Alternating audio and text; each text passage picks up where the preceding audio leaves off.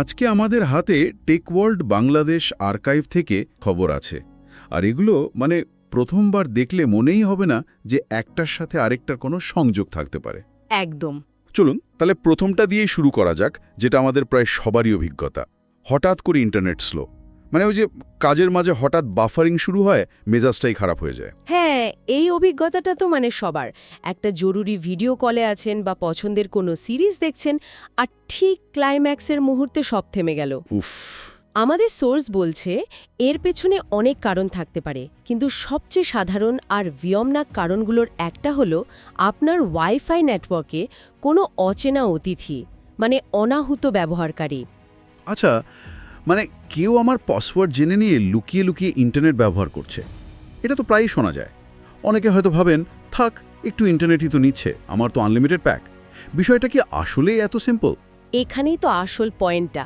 এটা শুধু আপনার ইন্টারনেটের গতি কমার ব্যাপার না, এটা একটা মারাত্মক নিরাপত্তা ঝুঁকি। বলেন কি? একবার ভাবুন, যে আপনার নেটওয়ার্কে ঢুকেছে সে কিন্তু শুধু ইন্টারনেট ব্যবহার করছে না, সে আপনার ব্যক্তিগত ডিজিটাল জগতের ভেতরে ঢুকে পড়েছে। আচ্ছা। একই নেটওয়ার্কে থাকা আপনার phone, laptop, printer, smart TV সব কিছুর সাথেই সে যুক্ত হয়ে যেতে পারে। 1 মিনিট দাঁড়ান। তার সে আমার ল্যাপটপে শেয়ার করা ফাইল দেখতে পারে, বা আমার প্রিন্টারের নিজের ইচ্ছামতো কিছু প্রিন্টও করে ফেলতে পারে। তার চেয়েও ভয়ঙ্কর কিছু হতে পারে। আজকের দিনে আমাদের বাড়িতে কত স্মার্ট ডিভাইস, স্মার্ট টিভির camera, baby monitor, security camera, এগুলো তো সবই একই ওয়াইফাই নেটওয়ার্কে কানেক্টেড। হ্যাঁ, তা তো বটেই। কেউ যদি আপনার নেটওয়ার্কের কন্ট্রোল পেয়ে যায়, তার পক্ষে এসব ডিভাইসের অ্যাক্সেস নেওয়া কিন্তু অসম্ভব কিছু নয়। ভাবুন তো, আপনার ব্যক্তিগত জীবনে কেউ দূর থেকে নজর রাখছে। ও, এটা তো আমি এভাবে ভাবিনি। যেটাকে আমি শুধু একটা বিরক্তির কারণ ভাবছিলাম, সেটা আসলে আমার পুরো ডিজিটাল সিকিউরিটির জন্য একটা খোলা দরজা। একদম। তার শুধু একটা কঠিন পাসওয়ার্ড দেওয়াই যথেষ্ট নয়। পাসওয়ার্ড তো চুরি হতে পারে বা শেয়ারও হতে পারে। তাহলে আর কি করার আছে? সুরক্ষার আরও অনেক স্তর আছে, যেমন রাউটারের অ্যাডমিন প্যানেলে ঢুকে নিয়মিত চেক করা কোন কোন ডিভাইস কানেক্টেড আছে, অচেনা কিছু দেখলেই ব্লক করে দেওয়া। প্রযুক্তি আমাদের জীবন সহজ করেছে, কিন্তু সেই সহজ জীবনের সুরক্ষার দায়িত্বটাও আমাদেরই। ব্যাপারটা পরিষ্কার হলো। তো এই যে ডিজিটাল জগৎ সুরক্ষিত রাখার একটা চাপ, এটা তো প্রযুক্তির একটা দিক, কিন্তু মুদ্রার তো আরেকটা পিঠও আছে, তাই না? অবশ্যই। যেখানে প্রযুক্তি আমাদের কোনো কিছুতে সীমাবদ্ধ করে না, বরং নতুন সম্ভাবনা খুলে দেয়। যেমন আমাদের দ্বিতীয় খবরটা, ডিভাইসের খালি পড়ে থাকা HDMI পোর্ট। আমার নিজের ডেস্কটপেই তো একটা খালি পড়ে আছে। হ্যাঁ, ওটা আসলে একটা সুযোগের অপেক্ষায় আছে। এই বিষয়টা আমার খুব পছন্দের, কারণ এটা আমাদের শেখায় কিভাবে হাতের কাছে থাকা প্রযুক্তিকে তার গতানুগতিক ব্যবহারের বাইরেও কাজে লাগানো যায়। আমরা তো সাধারণত ভাবি HDMI পোর্ট মানেই আরেকটা মনিটর লাগানো। ঠিক, কিন্তু এর সম্ভাবনা তার চেয়ে অনেক বেশি। যেমন? আমাদের শ্রোতাদের জন্য যদি 2-1টা বাস্তব উদাহরণ দিতেন। অবশ্যই। ধরেন, আপনার একটা পুরনো কিন্তু ভালো মনিটর আছে, যেটা স্মার্ট নয়। আপনি খুব কম খরচে একটা ক্রোমক্যাস্ট বা ফায়ার স্টিক কিনে ওই খালি HDMI পোর্টে লাগিয়ে দিন। আচ্ছা। ব্যাস, আপনার সাধারণ মনিটরটা একটা পুরো দস্তুর স্মার্ট টিভি হয়ে গেল। নেটফ্লিক্স, ইউটিউব সব দেখতে পারবেন। আরে, এটা তো দারুণ আইডিয়া। আরও আছে। ধরেন আপনি রাসবেরি পাইয়ের মতো ছোট্ট একটা কম্পিউটার কিনে ওই পোর্টে লাগিয়ে মনিটরটাকে একটা লাইভ ডিজিটাল ফটো ফ্রেমে পরিণত করতে পারেন। বাহ! যেটা আপনার গুগল ফটোজ বা হার্ড ড্রাইভ থেকে সারা দিন ধরে ছবি পাল্টে পাল্টে দেখাবে। অথবা ওই রাসবেরি পাই দিয়েই আপনি নিজের জন্য একটা পার্সোনাল ক্লাউড স্টোরেজ বা বাড়ির জন্য একটা প্রাইভেট মিডিয়া সার্ভারও বানিয়ে ফেলতে পারেন। তার আমাদের ডিভাইসের প্রতিটা অংশ, এমনকি একটা অব্যবহৃত পোর্টও এক একটা সম্ভাবনা। ব্যাপারটা হলো, আমরা সেই সম্ভাবনাগুলো কতটা আবিষ্কার করতে পারছি। ঠিক ধরেছেন। প্রথম খবরে আমরা দেখলাম প্রযুক্তিগত দুর্বলতা কিভাবে ঝুঁকি তৈরি করে, আর এখানে দেখছি প্রযুক্তিগত সম্ভাবনাকে কাজে লাগানোর আনন্দ। দুটোই একই মুদ্রার এপিঠ-ওপিঠ। দারুণ একটা সংযোগ। আর এই যে প্রযুক্তিকে নতুনভাবে ব্যবহার করার ধারণা, এটা তো শুধু হার্ডওয়্যারের ক্ষেত্রে না, সফটওয়্যারের জগতেও তো এটা আরও বড় আকারে ঘটছে, তাই না? অবশ্যই। আর এখানেই আমাদের পরের খবরটা চলে আসে, যেটার নামটা শুনলে আমার হাসি পায়, ন্যানো ব্যানানা 2 ফ্ল্যাশ। হ্যাঁ, নামটা আসলেই অদ্ভুত।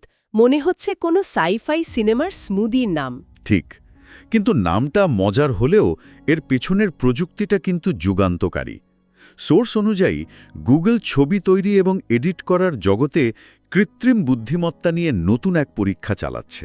এখানে যে বিষয়টা সবচেয়ে গুরুত্বপূর্ণ তা হলো এটা শুধু একটা নতুন ফটোশপ বা ফিল্টার নয়, ও এটা সৃজনশীলতার সঙ্গে প্রযুক্তির সম্পর্ককেই নতুন করে লিখছে।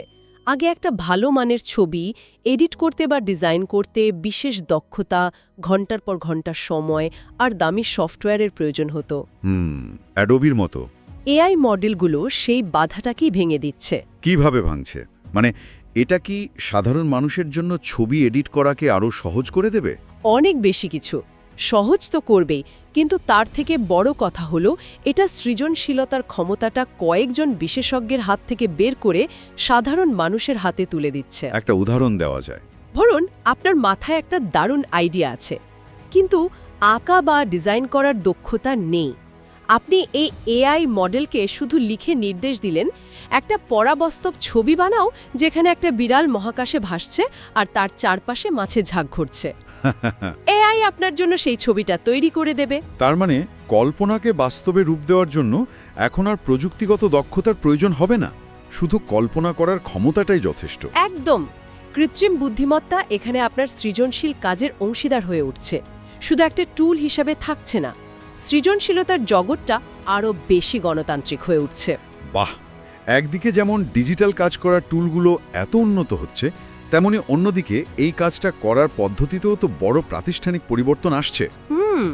আর ঠিক এখানেই আমাদের চতুর্থ এবং সবচেয়ে বড় খবরটি চলে আসে। বাংলাদেশে ফ্রিল্যান্সারদের জন্য সরকারি প্ল্যাটফর্ম, জাতীয় নিবন্ধন এবং আইডি কার্ড। একদিকে গুগল সৃজনশীল কাজকে সহজ করছে, আর অন্যদিকে আমাদের সরকার সেই কাজকে স্বীকৃতি দিচ্ছে। কি দারুণ একটা কানেকশন! এটা বাংলাদেশের ডিজিটাল অর্থনীতির জন্য একটা যুগান্তকারী মুহূর্ত হতে পারে। আমাদের দেশে এখন কয়েক লক্ষ তরুণ-তরুণী ফ্রিল্যান্সিংয়ের সাথে জড়িত। তারা ঘরে বসে বিদেশের জন্য কাজ করে বিলিয়ন ডলারের বেশি আয় করছে। কিন্তু এই পুরো খাতটাই তো ছিল অসংগঠিত, অনেকটা অদৃশ্য শ্রমের মতো। ঠিক তাই। আর অসংগঠিত থাকার কারণে তাদের অনেক সমস্যা হতো। যেমন ধরুন একজন ফ্রিল্যান্সার মাসে লক্ষ টাকা আয় করছেন, কিন্তু ব্যাংকে লোন চাইতে গেলে তাকে ফিরিয়ে দেওয়া হচ্ছে, কারণ তার কোনো আনুষ্ঠানিক চাকুরির প্রমাণ নেই। সামাজিকভাবেও অনেকে তাদের কাজটাকে ঠিক চাকরি হিসেবে দেখতে চায় না। আচ্ছা আচ্ছা। আন্তর্জাতিক পেমেন্ট আনা নিয়েও তো নানা জটিলতা আছেই। তাহলে এই নতুন প্ল্যাটফর্ম আর আইডি কার্ড এই সমস্যাগুলো সমাধান কিভাবে করবে? প্রথমত এবং সবচেয়ে গুরুত্বপূর্ণ হল এটা ফ্রিল্যান্সারদের একটা পেশাগত স্বীকৃতি দেবে। হাতে একটা সরকারি আইডি কার্ড থাকা মানে তাদের কাজের একটা আনুষ্ঠানিক পরিচয় তৈরি হলো। এটা জরুরি। এই পরিচয়পত্র দেখিয়ে তারা ব্যাংক লোন থেকে শুরু করে অন্যান্য আর্থিক সুবিধা পেতে পারবেন। দ্বিতীয়ত, সরকার প্রথমবারের মতো দেশের এই বিশাল কর্মশক্তি সম্পর্কে একটা স্পষ্ট ধারণা পাবে।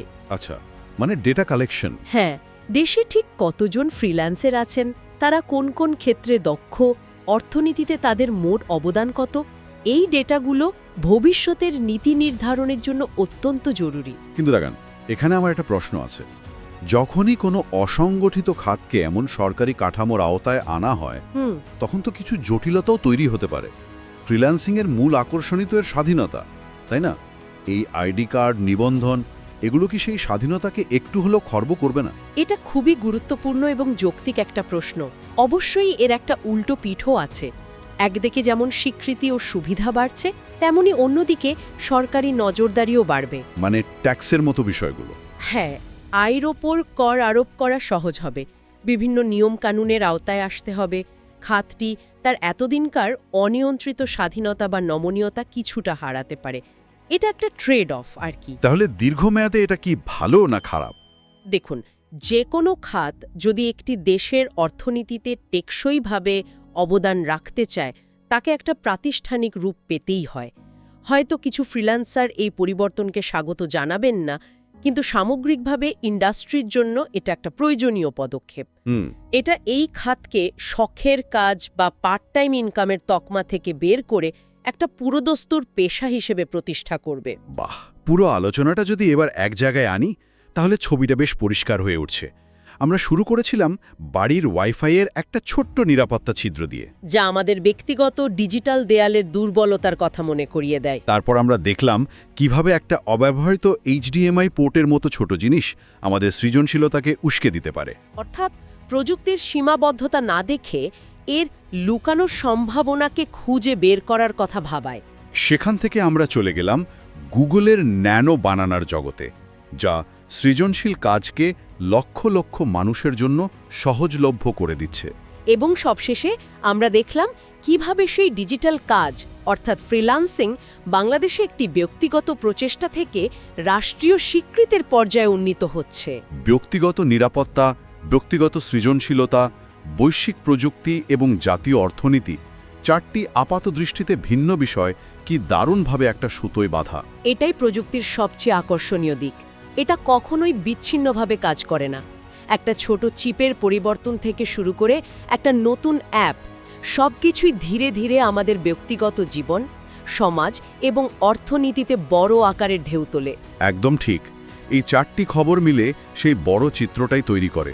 আমাদের শুধু এই পরিবর্তনের সাথে তাল মিলিয়ে চললে হবে না, এর পেছনের সংযোগগুলোও বুঝতে হবে। আর এই সংযোগগুলো বুঝতে পারলেই আমরা ভবিষ্যতের জন্য নিজেদের আরও ভালোভাবে প্রস্তুত করতে পারব। আজকের আলোচনা থেকে এটাই আমাদের সবচেয়ে বড় পাওয়া। তাহলে শ্রোতাদের জন্য একটি চিন্তার খোরাক রেখে আলোচনা শেষ করা যাক। অবশ্যই। আজ আমরা দেখলাম কিভাবে ডিজিটাল কাজ, যা একসময় নিতান্তই ব্যক্তিগত বা অনানুষ্ঠানিক ছিল, তা এখন আইডি কার্ড আর সরকারি প্ল্যাটফর্মের মাধ্যমে একটি আনুষ্ঠানিক কাঠামো পাচ্ছে। প্রশ্ন হল, প্রযুক্তির উন্নতির সাথে সাথে আমাদের জীবনের আর কোন অনানুষ্ঠানিক ক্ষেত্র ভবিষ্যতে এমন কাঠামোর আওতায় আসতে পারে?